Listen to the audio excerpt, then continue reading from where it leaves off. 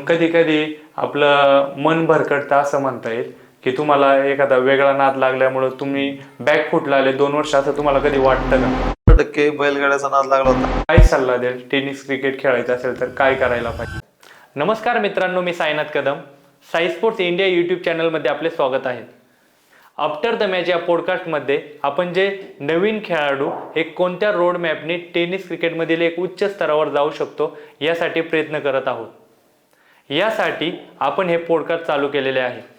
Icon खेळाडू, जुने खेळाडू, समालोचक, क्रिकेट विशेष तज्ज्ञ या पॉडकास्टमध्ये आपण बोलावणार आहोत. आज आपल्याला जे गेस्ट लाभलेले आहेत ते शिरूर भूषण कुणाल खोंड यांच्याविषयी जर सांगायचं गेलं तर ग्रामीण भागातून टेनिस क्रिकेट चालू केलं. वय वर्ष 20 असताना पोलीस भरतीमध्ये अतोनात प्रयत्न केले. 6 वेळा आर्मी भरती देखील दिली, तरीही यश आलं नाही. पण जिद्द, मेहनत, मनापासून कष्ट करण्याची तयारी असेल तर आपण टेनिस क्रिकेटमध्ये एक उच्च पदावर जाऊ शकतो, असे हे आजचे आपले कुणाल खोंड. नमस्कार सर. नमस्कार. काय चाललंय सर तुमचं? सगळं व्यवस्थित, निवांत. तुमचे बालपणापासूनचे किस्से आणि तुम्ही टेनिस क्रिकेट कसं चालू केलं? मला टेनिस क्रिकेट खेळायची खूप आवड होती आणि टेनिस क्रिकेटला खूप म्हणजे त्या टायमाला खेळून एकदम माइंड फ्रेश व्हायचं. त्यामुळं टेनिस क्रिकेट खेळायला सगळेजण जायचे. खूप आनंद वाटायचा आणि मित्र वगैरे भरपूर क्रिकेट खेळायचे. त्यामुळं त्यांचं पाहून खूप आवड निर्माण झाली आणि खेळायला सुरुवात केली. कोणत्या वयापासून टेनिस क्रिकेट खेळायला चालू केलं? मी 9वीला असल्यापासून टेनिस क्रिकेट खेळायला सुरुवात केली आणि माझे मित्र होते खूप तिथं गावातले खेळण्यासाठी आणि त्यांच्यासोबत मी खेळायला जायचो. तुम्ही, मला कळलं की बंक मारून पण 9वी 10वीच्या वेळेस जायचे बाहेर आणि खेळायचे क्रिकेट. 9वी 10वीला म्हणजे क्लास बुडून आम्ही क्रिकेट खेळायला जायचो. सरांचा मार पण खूप खायचो, पण क्रिकेट खेळणं सोडलं नाही. तो छंद होता, ती आवड होती, त्यामुळं. तुम्ही प्रोफेशनल टेनिस क्रिकेट कधी चालू केलं खेळायला? मी प्रोफेशनल टेनिस क्रिकेट तसं 12वी झाल्यानंतर 2012 साली मी क्रिकेट चालू केलं प्रोफेशनल खेळायला. प्रोफेशनल म्हणजे त्यावेळेस फुल पिचचं जास्त प्रमाणात नव्हतं. त्यावेळेस आपल्या भागात म्हणजे आमच्या भागात शिरूर भागात खूप हाफपिचच्या मॅचेस जास्त व्हायच्या. म्हणजे शिरूर भाग आणि मावळ भाग खूप हाफपिचच्या मॅचेस व्हायच्या आणि त्यानंतर लोहगाव प्रीमियर लीग भरली हाफपिचची. तिथून खरं माझं प्रोफेशनल टेनिस क्रिकेट चालू झालं. लोहगावमध्ये एक गाव एक संघ म्हणून गेले होते का आयकॉन म्हणून गेले होते? मी आयकॉन म्हणून गेलो होतो त्या ठिकाणी लोहगाव मध्ये, पण त्या टायमाला आयकॉन म्हणजे काय हे लवकर माहित नव्हतं. परंतु खेळायचं हे मनात जिद्द होती आणि मी खेळलो. त्या ठिकाणी खूप चांगला परफॉर्मन्स झाला माझा आणि तिथून खरं प्रोफेशनल क्रिकेटला सुरुवात झाली. काय वय होतं तुमचं त्यावेळेस? त्यावेळेस माझं वय 21 असेल. 21. हो, 20 आणि 21. ज्यावेळेस हाफ पिच टेनिस क्रिकेट खेळत होता मग फुल पिच टेनिस क्रिकेटला कसे काय वळले तुम्ही? नंतर आमच्या इथं अतुल करंडक असेल, शंभूराजे करंडक असेल, त्या मॅचेस होत गेल्या. त्यानंतर मग तिथून फुलपिचचा आमचे संघ तयार झाला पावळचा. फुलपिचला पहिला हाफ पिचचा संघ होता, नंतर फुलपिचचा संघ तयार झाला आणि मग आमच्या हाफ पिचची टीम फुलपिचकडे वळाली. फुलपिच नंतर चालू केल्यानंतर मग तिथं मी खूप माझा छान परफॉर्मन्स व्हायला लागला. मग त्यानंतर तिथं आयकॉन सुद्धा एक एक आयकॉन घ्यायची मुभा होती. मग त्यांनी एक एक आयकॉननी तिथं आमच्यात खेळल्यानंतर मग आम्हाला अजून उत्साह भेटला की आयकॉन आमच्यात खेळतात. मग त्यांच्या लेवलचं क्रिकेट मी त्यांच्याबरोबर खेळायला लागलो. मग तिथून पुढे त्यावेळेस कोणते आयकॉन आले होते तुमच्या टीम मध्ये? आमच्या टीम मध्ये त्यावेळेस कृष्णा सातपुते होते, एजाज कुरेश होते, निलेश पिंजारी होते, बबलू पाटील होते, पप्पू तोडकर होते. अच्छा.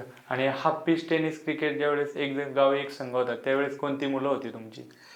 आमची पाबाची खूप छान टीम होती हाफ पिचला, परंतु काही आर्मी मध्ये जॉईन झाले, काही कामाला लागले आणि मग त्यानंतर आमच्या हाफ पिचची टीम बंद झाली. आर्मी मध्ये पण तुम्ही ट्राय केलं होतं, नागपूरला गेले होते, तर हो. त्याविषयी काय सांगताल तुमचं? तसं मी आर्मीच्या 6-7 भरती दिल्या.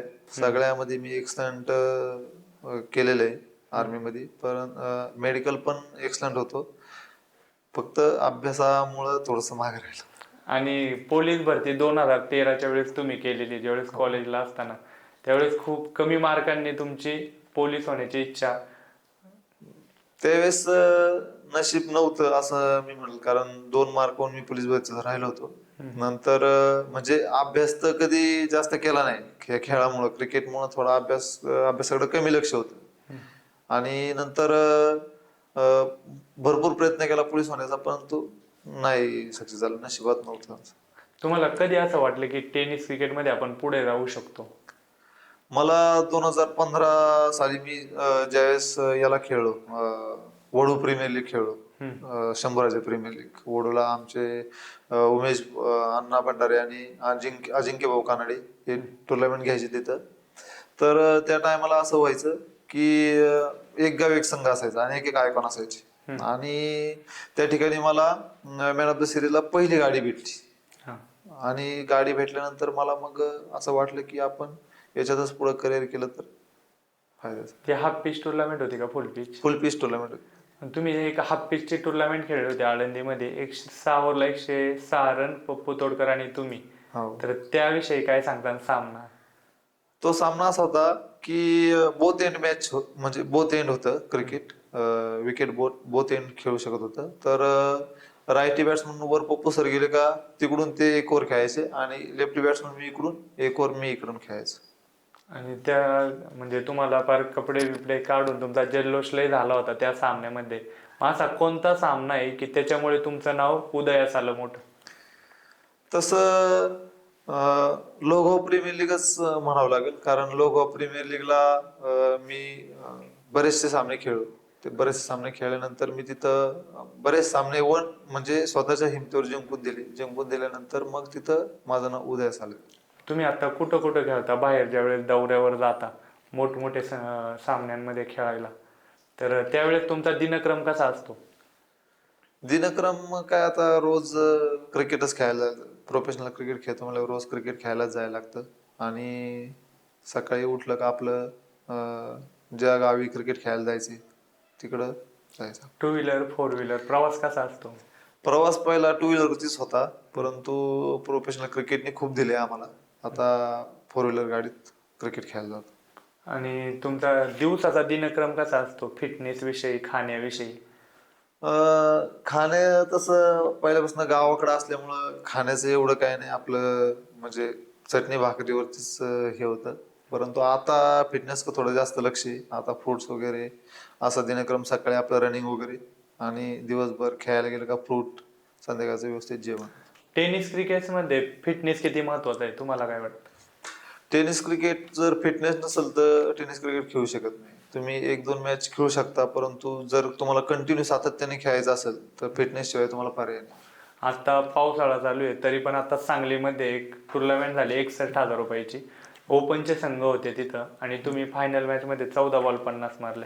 तर आताशी क्रिकेट चालू होते आणि तुमचा हा फॉर्म बघून असं वाटतंय की तुम्ही अजून उदयास मोठे खेळाडू होण्याचे चान्सेस वाढलेले त्याचे.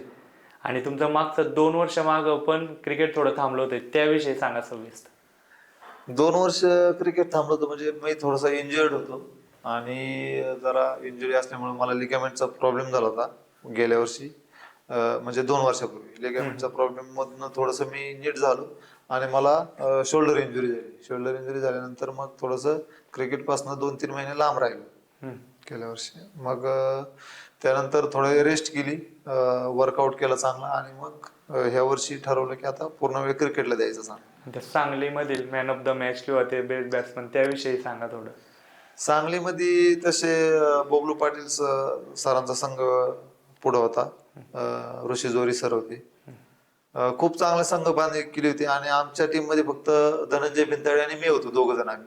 तर त्यांनी 5 ओव्हरला 91 रन केले होते. तर ते थोडं टार्गेट इम्पॉसिबल होतं, पण मनात एकच ठरवलं की जाऊन अटॅकिंग क्रिकेट खेळायचं.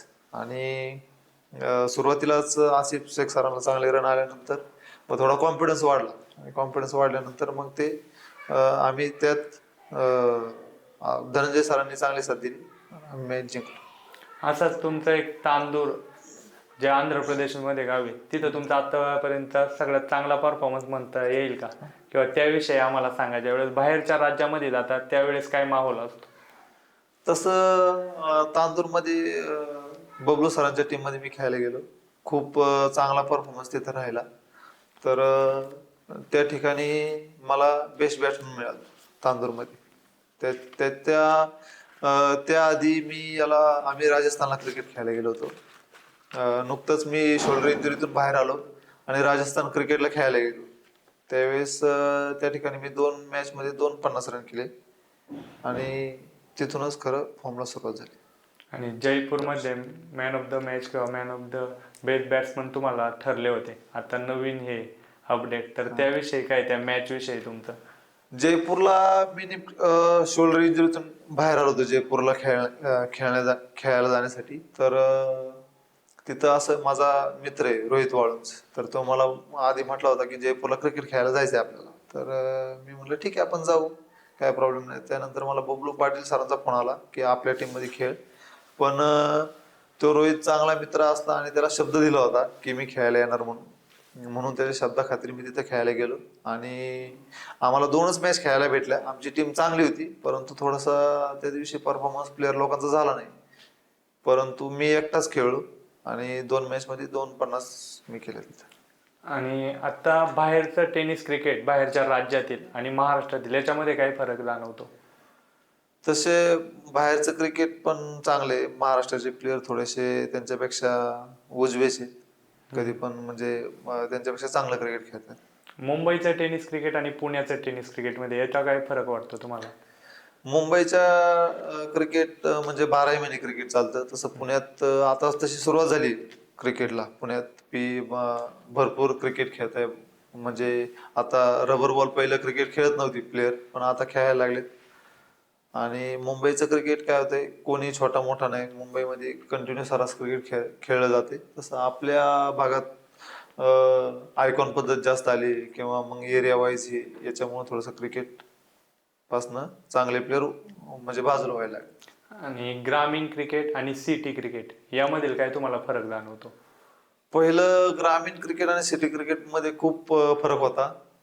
ग्रामीण क्रिकेटला थोडंसं म्हणजे ते प्लेअर घडत नव्हते आणि सिटी क्रिकेटमध्ये कंटिन्यू क्रिकेट खेळतात मुलं. मुलं पण त्या ठिकाणी लगेच जमतात, भरपूर क्रिकेट पटापट म्हणजे खेळतात.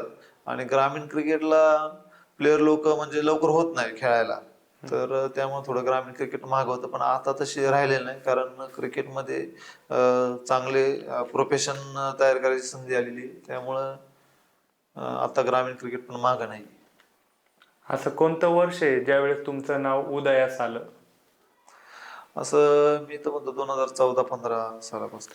2020 नंतर तुम्हाला बैलगाड्याचा पण नाद लागला होता, ज्यावेळेस टेनिस क्रिकेट हे कमी प्रमाणात खेळलं जात होतं कारण कोरोनामुळं, आणि बैलगाडे होत होते. तर त्याच्यामुळं पण तुमचं टेनिस क्रिकेट थोडं थांबलं, तुम्हाला वाटतं का असं? हो, 100% बैलगाड्याचा नाद लागला होता. माझ्याकडे पण बैल होती घरी. तर त्यांच्याकडे पण लक्ष त्यांच्याकडे पण द्यायला लागत होतं. आणि त्यामुळं क्रिकेटपासून थोडंसं क्रिकेटला कमी वेळ मिळत होता. मग त्यामुळे थोडंसं 2 वर्ष मी मागं राहिलो. आता बैल आहेत तुमच्याकडे? आता नाही, बैल नाही. आता पूर्ण वेळ क्रिकेटसाठी. मग कधी कधी आपलं मन भरकटतं असं म्हणता येईल की तुम्हाला एखादा वेगळा नाद लागल्यामुळं तुम्ही बॅकफुटला आले 2 वर्ष, असं तुम्हाला कधी वाटतं का? नक्कीच वाटलं होतं की थोडा बॅकफुटवर आलोय मी. परंतु ह्या वर्षी मी कमबॅक केलाय आणि चांगली सुरुवात केली ह्या वर्षीची खेळासाठी. तसेच तुमच्या पावळमधले दिनेश दादा चौधरी, ते फौजी आहेत, त्यांनी तुम्हाला खूप सपोर्ट केला. मग त्याबद्दल तुम्ही काय सांगता की गावाचं व्यक्तिमत्व? मला क्रिकेट मध्ये तसं गावातल्या लोकांनी खूप सपोर्ट केला. तसं संदीप चौधरी, दिनेश चौधरी आहेत, गणेश जाधव आहेत, असे खूप प्लेयर आहेत. इम्रान तांबोळी माझा लहानपणाचा मित्र आहे, त्याने मला खूप सपोर्ट केला आणि त्याच्यासोबत मी भरपूर क्रिकेट खेळलो. शिरूर भूषण पुरस्कार तुम्हाला कोणत्या याच्यामुळे भेटला, कारण? शिरूर भूषण तसं गावाकडे मॅच भरल्या होत्या आमच्या तालुक्याच्या.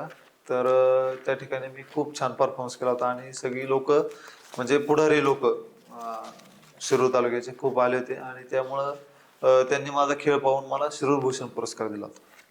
म्हणजे तुम्हाला एका खेळाचा, आणि कमी वयात मला तर वाटतं शिरूरमध्ये तुम्हालाच पुरस्कार भेटलेला आहे तो.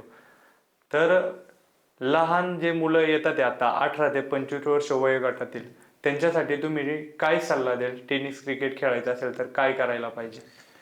टेनिस क्रिकेट ज्याला खेळायचं त्याने पूर्ण वेळ टेनिस क्रिकेटला दिला पाहिजे. जर वेळ देऊ शकत नाही किंवा काम जर करून जर टेनिस क्रिकेट खेळायचं असेल तर त्याने काम केलेलं चांगलं आहे. कारण टेनिस क्रिकेट जर तुम्हाला खेळायचं असेल तर पूर्ण वेळ तुम्हाला टेनिस क्रिकेट खेळावाच लागेल. फिटनेसकडे तेवढा वेळ, फिटनेसला सुद्धा तेवढा वेळ द्यायला लागेल, तर तुम्ही पुढे टेनिस क्रिकेट खेळू शकता. काही खेळाडू असे असतात की जे 18 ते 25 वयोगट येता येतात 3-4 वर्ष क्रिकेट खेळतात, पण त्यांचं वय निघून जातं आणि त्यांना कळत नाही की आपण भरकटलोय का आपण पुढे जात नाही. अशा खेळाडूंसाठी काय सल्ला आहे तुमचा? त्यांनी एक तर खेळलं तर प्रोफेशनल क्रिकेट खेळलं पाहिजे, की आपली म्हणजे एबिलिटी आपण म्हणजे ओळखली पाहिजे, की आपण किती मोठं क्रिकेट खेळू शकतो, किती मोठ्या प्लेअरांबरोबर क्रिकेट खेळू शकतो. जर आपण जर त्यांच्या एवढं जर मॅचवर खेळत नसेल तर कधी पण काम धंदा केलेला चांगला. टेनिस क्रिकेट हे करिअर ऑप्शन म्हणून आपण चूज करू शकतो का?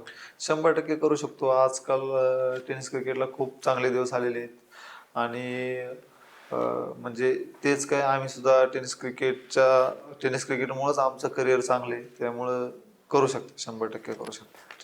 आपण टेनिस क्रिकेट खेळता खेळता सोशल मीडिया हे किती महत्वाचं माध्यम आहे? सोशल मीडिया खूप महत्वाचं माध्यम आहे. आता सिटीतले प्लेयर खूप सोशल मीडियावरती ऍक्टिव्ह राहतात, परंतु ग्रामीण भागातले प्लेयर सोशल मीडियावर एवढे ऍक्टिव्ह नसतात, त्यामुळे ते थोडेसे मागे राहतात.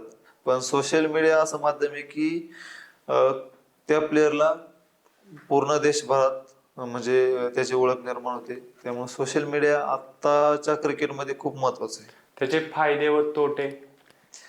सोशल मीडियाचा फायदा असा आहे की तुम्ही जे क्रिकेट खेळताय ते सोशल मीडियावर टाकल्यानंतर पूर्ण देशातले लोक ते पाहतात, आणि जर सोशल मीडियावर तुम्ही टाकलं नाही तर ते तुमच्या त्या ग्राउंड पुरती मर्यादित असतं. म्हणजे जी लोक त्या ग्राउंडवर पाहतात, खेळतात, जे पाहायला असतात तेच पाहू शकतात, बाकी कोण पाहू शकत नाही. त्यामुळे सोशल मीडिया खूप महत्वाचं आहे.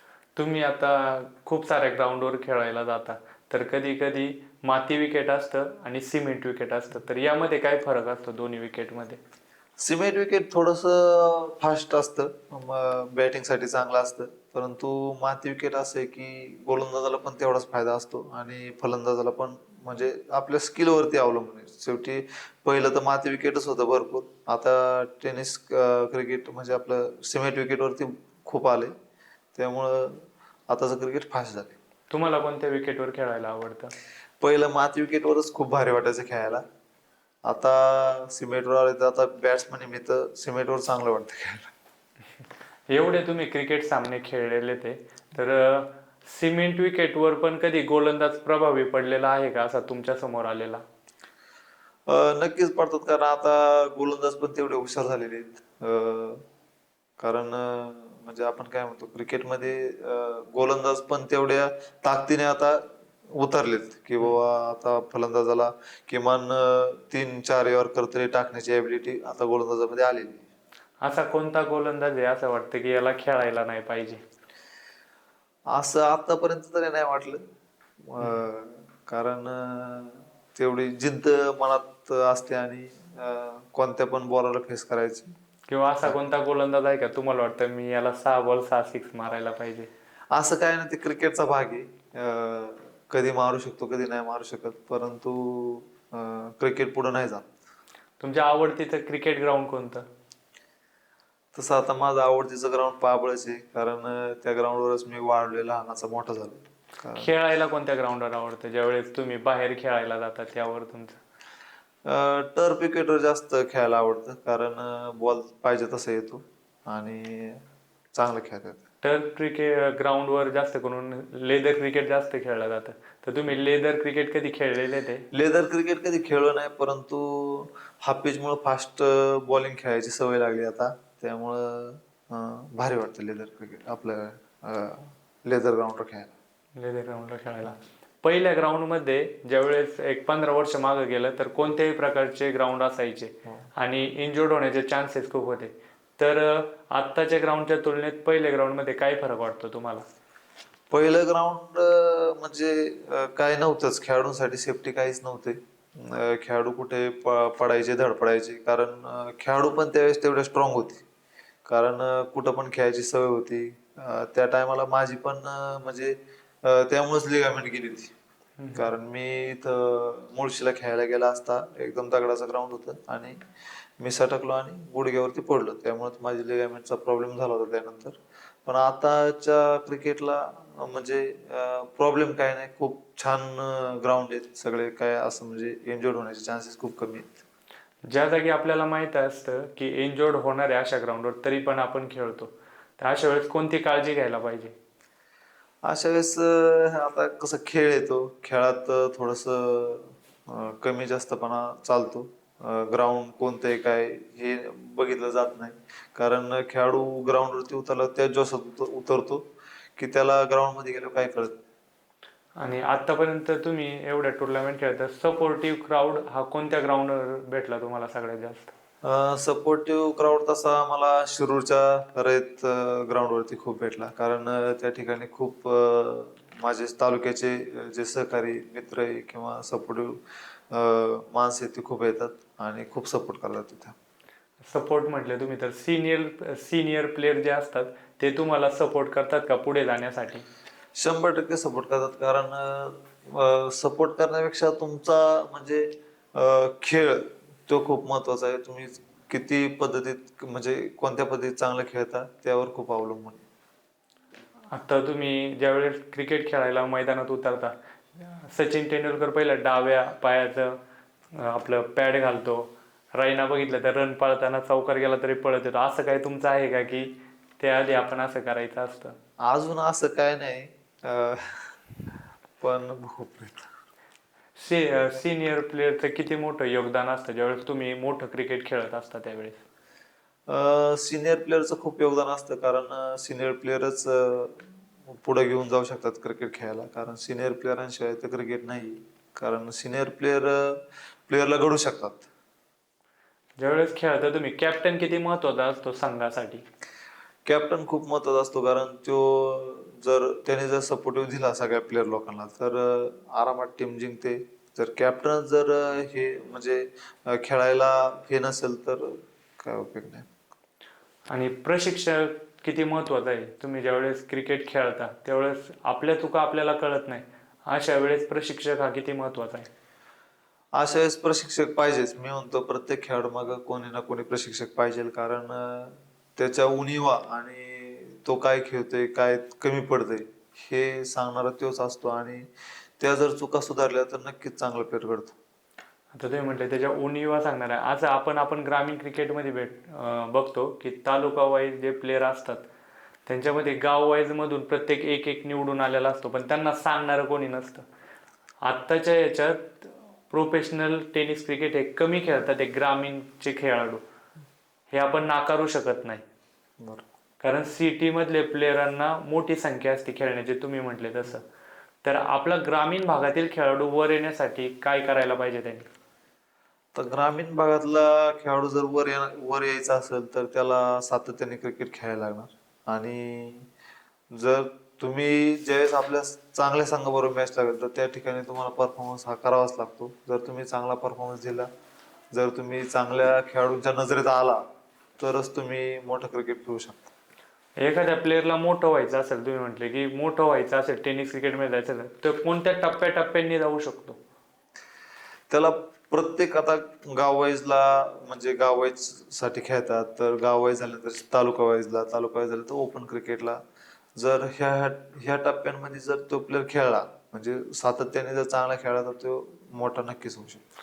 पण हे सविस्तर सांगा ना, ग्रामीण खेळला पण त्याच्यामध्ये जो हे असतो एक दुवा असतो की ते क्रिकेट खेळल्यानंतर हे तालुका वाईजचं, तर तालुका वाईज ग्रामीण म्हणून आपण तालुका वाईज मध्ये जायचं आहे आपल्याला, आपलं गाव सोडून, तर त्यासाठी किती प्रयत्न पाहिजेत? तालुका सोडून ओपन क्रिकेट खेळायचं त्यासाठी किती प्रयत्न पाहिजेत? जर आपलं ग्रामीण क्रिकेट जर ग्रामीण म्हणजे आपलं गाव वाईज जर क्रिकेट खेळून जर तालुका वाईजला जायचं असेल तर गाव वाईजला प्रथमतः आपल्याला मॅच विनिंग खेळ खूप करावे लागते. तर आपण तालुका वाईजच्या संघात बसू, नाही तर जर गाव वाईजला जर आपण मॅच जर आपल्या संघाला जिंकून देऊ शकत नाही तर तुम्ही तालुका वाईजला खेळू शकत नाही. कारण आणि जर तालुका वाईजला जर एखादा प्लेअर जर खेळला तर त्याला कधी बॅटिंग येईल किंवा कधी ओपनिंगला येईल, कधी वन डाऊनला येईल, कधी 4 नंबरला, कधी 6 नंबरला येईल. तर ज्या ज्या ठिकाणी त्याला संधी भेटेल त्या त्या ठिकाणी परफॉर्मन्स त्याचा झालाच पाहिजे, तर तो ओपनला खेळू शकतो. असा तुमच्या नजरेत कोणी प्लेअर आहे का तो भविष्यात चांगला खेळाडू घडू शकतो तुमच्या गाववाईज प्रॅक्टिस करताना? नक्कीच साहिल कदम आहे, किंवा संस्कार शेंबडे, आपला साहिल पवार आहे, साहिल राऊते, असे खूप चांगले चांगले प्लेयर आहेत की जे उद्या भविष्यात चांगलं क्रिकेट खेळू शकतात. या खेळाडूंसाठी तुम्ही काय मेहनत घेता का सिनियर खेळाडू म्हणून त्यांची? 100% खूप मेहनत घेतोय त्यांच्यासाठी, कारण रोज आम्ही एकत्र प्रॅक्टिस करतोय. ते पण खूप प्रॅक्टिस करतात, खूप मेहनती प्लेयर आहेत, आणि उद्याचं भविष्य नक्कीच ते उद्याचं टेनिस क्रिकेट नक्कीच गाजवतील. तुम्ही त्यांना काय सल्ले देता की नेक्स्ट लेवल तुम्हाला क्रिकेट खेळायचं असेल तर तुम्ही या रोड मॅपने जायला पाहिजे? नेक्स्ट लेवलला जर त्यांना क्रिकेट खेळायचं असेल तर आज आपण पाहतोय की 2 ओव्हर खेळल्यानंतर काही प्लेयर लगेच दमतात किंवा काय. तर आम्ही दिवसभर क्रिकेट त्यांना खेळायला लावतो, आणि दिवसभर क्रिकेट खेळल्यानंतर त्यांचा स्टॅमिना, त्यांचे फिटनेस वरती त्यांचं जास्त ध्यान देतो. फिटनेसवर ध्यान देता तुम्ही? त्यांचा काय सराव घेता? कारण तुम्ही त्यांना एक घडवताय. असा पहिले खेळाडू मी बघतोय की जे एक 3-4 मुलांमाग मेहनत करून त्यांची प्रॅक्टिस घेत आहे. तर जे नवीन आयकॉन खेळाडू आहेत त्यांनी कोणत्या प्रकारे मेहनत घ्यायला पाहिजे? कारण आजकाल जर आपण बघितलं तर आयकॉन प्लेअर फक्त स्वतःची बाजू मांडतो आणि टीममध्ये जागा मिळवतो. तुम्ही त्यांच्यासाठी काहीतरी दारं उघडसान का? म्हणजे एक मोठं क्रिकेटसाठी त्यांना पुढे जाण्यात 100% मदत करसान? नक्कीच 100% मदत केलीच पाहिजे, कारण आता आपण पाहतोय की बरेच वर्ष लिजेंड खेळाडूच क्रिकेट खेळताना आपल्याला दिसतात, नवीन नवीन चेहरे जरा कमी दिसतात. तर सगळ्या प्लेयरांनी थोडंसं नवीन खेळाडूंकडे लक्ष दिलं पाहिजे, जे लिजेंड खेळाडू आहेत. तर त्यांनी जर लक्ष दिलं तर नवीन खेळाडू चांगले घडतील, आणि आपल्या पुण्याचं नाव किंवा आपल्या महाराष्ट्राचं नाव चांगलं रोशन होईल. जर एखादा असा म्हणजे शेड्यूल ठरून की जे नवीन खेळाडू आहेत त्यांच्यासाठी आपल्याला जर एखादा क्लब खोलायचा असेल छोटासा टेनिस क्रिकेटचा, तुमच्या मनात काही कल्पना आहे का की आपण असं करू शकतो? माझ्या मनात खूप कल्पना आहे, परंतु म्हणजे आत्ताच नाही तर माझी ही 5-6 वर्षाची तळमळ आहे. परंतु आपल्याकडं थोडंसं म्हणजे काय म्हणतो आपण, आर्थिक पाठबळ आर्थिक किंवा पाठबळ कमी, सपोर्टिव्ह रोल सपोर्टिव्ह नसल्यामुळं? नसल्यामुळं मला ते करता आलेलं नाही, आणि माझी पण परिस्थिती एवढी हे नसल्यामुळे मला ते करता आलं नाही. तर माझा खूप मोठा प्लॅन होता की ग्रामीण भागातल्या खेळाडूंना कुठंतरी मोठं व्यासपीठ निर्माण करून देण्याचं. व्यासपीठ निर्माण करण्यासाठी त्यासाठी कशी लोक पाहिजेत की ते व्यासपीठ निर्माण होत? तुम्हाला काय वाटतं? त्यांना खेळाभोवती खूप आवड पाहिजे, आणि त्या आर्थिक पाठबळाला आपल्याला आपल्या पाठीशी कायम उभे राहिले पाहिजे. प्रत्येकाच्या पाठीशी कोणाचा ना कोणाचा आधार असतो. तुम्हाला काय वाटतं तुमच्या पाठीशी कोणाचा आधार आहे? माझ्या पाठीशी नक्कीच मी म्हणाल घरच्यांचा खूप आधार आहे माझ्या पाठीमागे, आणि जे गावातले माझे सपोर्टिव्ह मित्र आहेत त्यांचा पण खूप माझा सपोर्ट असतो. ज्या वेळेस तुमचे वडील एक्सपायर झाले त्यावेळेस तुमच्या मनात काय चाललं होतं? कारण आता तुम्हाला सगळं बघायचंय, तुम्ही घरदार पण तुम्हाला चालवायचंय, तुमचं कुटुंब पण चालवायचंय. दोघांना वेळ कसा देता मग तुम्ही याच्यात?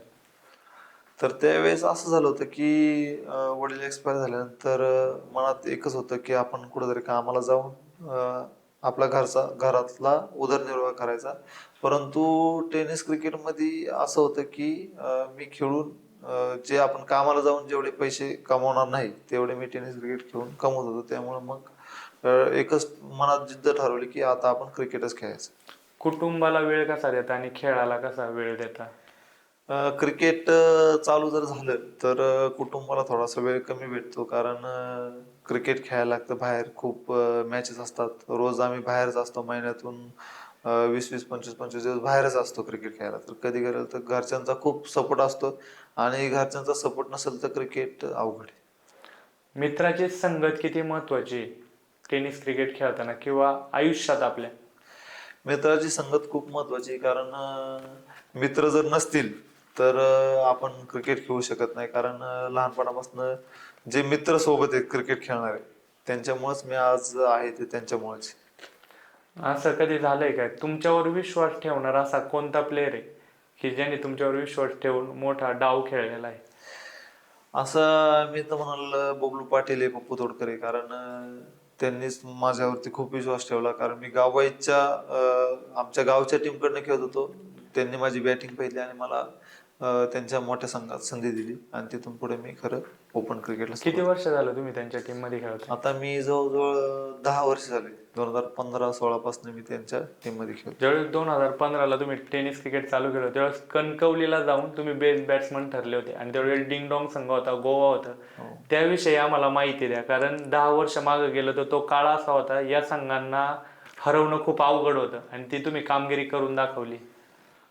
डिंगडोंग संघासोबत आमची क्वार्टर फायनलची मॅच होती. तर त्या ठिकाणी आम्ही खेळायला गेल्यानंतर संध्याकाळी स्पॉन्सरचं ठरलं की उद्या डिंगडोंग सोबत मॅच आहे, आपल्याला जिंकायचंच काही झालं तरी. तर त्यानंतर मग आम्ही सकाळी प्लॅन केला बबलू सरांनी की उद्या जाऊन बिंदास क्रिकेट खेळायचं, आपल्याला जिंकायचं. तर डिंगडोंग सोबत मॅच लागली. त्यांच्याकडे खूप स्टारकास्ट होती मोठी. परंतु मॅचला सुरुवात झाल्यानंतर मी त्यांच्या विरुद्ध 50 रन केले आणि 16 वर्ष डिंगडॉंग टीम तिथं कधी पराभूत झाली नव्हती. त्यांचे रणझुंजार म्हणून त्यांचे स्पॉन्सर होते. 16 वर्ष त्यांनी कधी तिथं कणकवलीला हार नव्हती मानलेली. तर 16 वर्षानंतर त्यांना आम्ही पराभूत केले. अशा वेळेस मनाची जी उंची वाढते, पण मला असं वाटतंय की तुम्ही त्या लेवल नंतर एक मॅच्युअर जे प्लेअर असतात, म्हणजे आता पुण्यामध्ये तुमचं नाव सगळ्यात मोठं आहे लेफ्टी बॅट्समनमध्ये, रायटी बॅट्समन तर असतातच, पण तुम्ही कुठं कमी पडले की तुम्ही ओपन क्रिकेट जेवढं पाहिजे, जे मुंबईचे टेनिस क्रिकेट प्लेअर मोठे होतात तिथपर्यंत जाण्यास कुठंतरी थांबलं गेलं, असं तुम्हाला कुठं वाटतं का तो क्षण? त्यावेळेस गावची पण टीम चांगली होती आणि शक्यतो कसं आहे की ज्या गावामुळं आपल्याला नाव मिळालं किंवा ज्या गावाच्या खेळाडूंमुळे आपल्याला नाव मिळालं त्यांच्यासाठी खेळणं गरजेचं होतं. आणि कुठंतरी आपल्याला बबलू सरांनी चान्स दिला होता ओपन क्रिकेटसाठी. तर शब्द खूप महत्वाचे आहेत टेनिस क्रिकेटचा, म्हणजे जो खेळतो ते. कारण शब्द जर नसतील, शब्दाला जर किंमत नसेल तर खेळाडूंना पण काही किंमत नाही. आणि त्यांच्या शब्दा पुढं म्हणजे आम्ही कधी गेलो नाही.